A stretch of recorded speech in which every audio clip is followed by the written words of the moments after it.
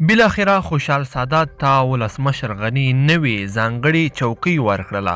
ولسمشر غني خوشحال سادات ته کوم صلاحیت سپارلی دی او چیرته یې مقرر کړی دی، دلته یې راسره په ویډیو کې کتلی شئ. درنو لیدونکو السلام علیکم.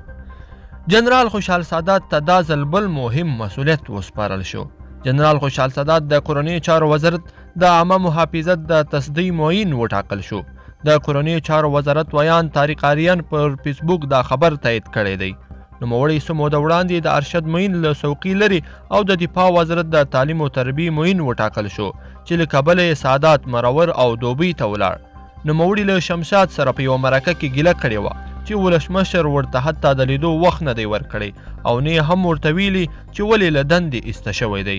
جنرال خوشحال سادات په انګلستان کې ملي اکاډمۍ کې پوځي زده کړې کړې دي او د کونړ ولایت اوسیدونکی دی. هغه په افغانستان کې د پولیسو د ځانګړي CRU قطعې له قمندانۍ دنده پیل کړه او دغه ځواک یې 2600 تنو ته ورساوه.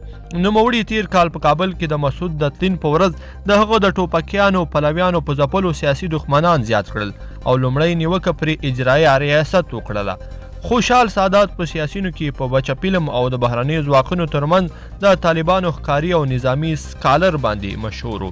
د هغه په بیا راګرځېدو ټولنیزو رسنیو کې تود هرکلی شوی دی.